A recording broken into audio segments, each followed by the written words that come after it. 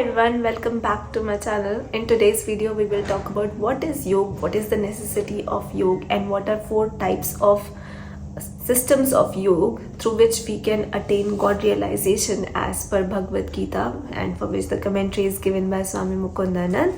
And in this year we'll try to cover Gita as much as we can. And the reason why I believe this is a good idea for me to follow and read Gita throughout the year, because my own knowledge is not sufficient. Even I'm not very confident sharing what I know from a little experience that I have in life. So why don't we read Gita together and understand it together? So this is one philosophy that I follow, and I think it resonates with me. So if it resonates with you as well, this is one thing that we can go through together. So let's get started on yoga now. So the word yoga has been used in Gita in almost 150 places for multiple purposes. It is formed from root word yuj. Yuj means to unite. Now we hear all the time that yoga kar rahe hai, yoga karna hai. All they mean by the word yoga at that time is that they're performing some physical exercises or some pranayamas. That is what they mean by yoga. But in reality, as per Bhagwad Gita, yoga is the actual word. It's not yoga. And yoga is made up of the root word yuj. Yuj means to unite with God. Now we also talked about in first video what is soul, what is God, and that soul is the eternal part of God. Now once this soul has attained perfection and has attached to God to a level where it unites with God, it has achieved that kind of a perfection in life, that is when yoga happens. First definition what he gives is, from the spiritual perspective, the union of the individual soul with God is called yoga. That is first definition. However, the science of accomplishing that union is also called yoga. Again, the state of perfection achieved through the process is also referred to as yoga. Now, union with God naturally disentangles one from misery born of contact with material nature. Hence, the state of freedom from suffering is referred to as yoga as well. Since perfection is accompanied by evenness of mind, you must have heard of this word sambuddhi in Hindi. Sambuddhi is when your mind is equanimous to all the situations, when you reach a level of perfection where none of the things around you impact you a lot. For example, there is a reason for you to get angry, but you're not angry.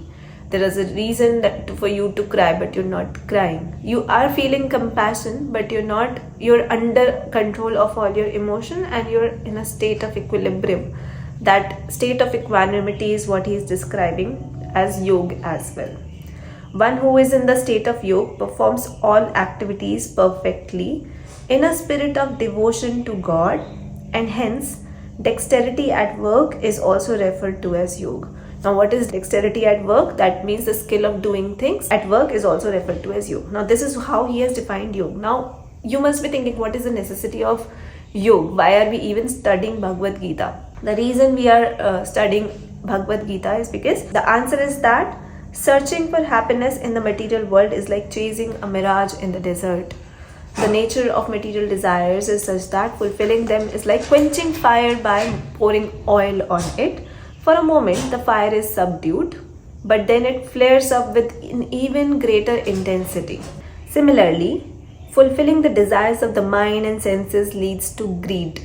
But obstructing them is also detrimental because it leads to anger. Now, they're saying that both the things, if the desire is there, then either you obstruct it or you fulfill it. Both of these things will lead to some or the other problem in life. Fulfilling them will lead to greed in life.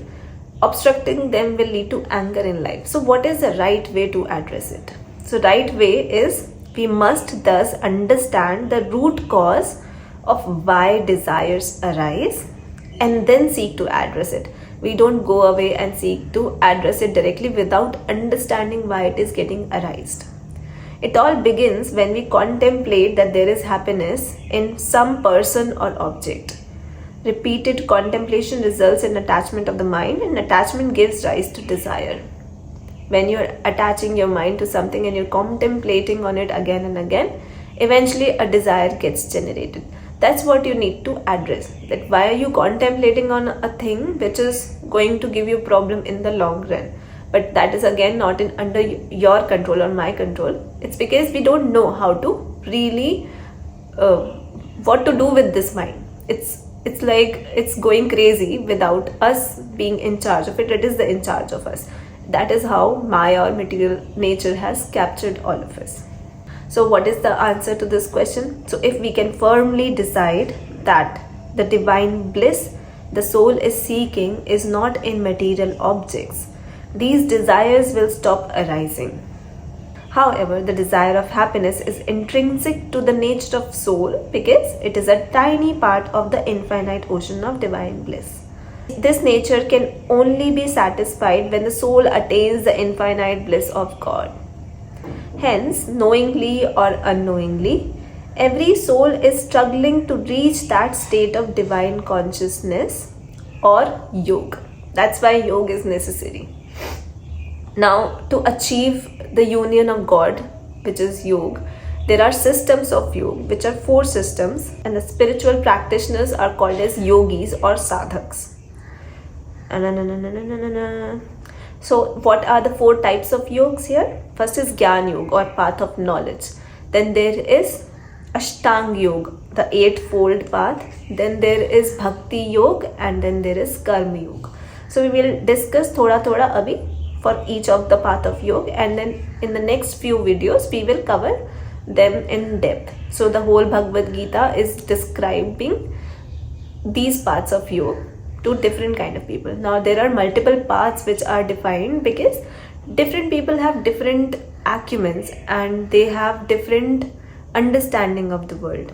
For example, if I am an athlete and I love to exert my body a lot, then I can understand more in terms of Hatha Yoga or something where I can use my body to exert that will and then achieve a perfection. For example, or let's say there is a person who doesn't like to exercise so much, but then he understands the world in a better way. He would like to gain knowledge instead of doing something physically. So for them, the path of knowledge is there. Hello. I'll have to take your leave here and we'll continue it in the next video. Thank you so much for watching. Until next time.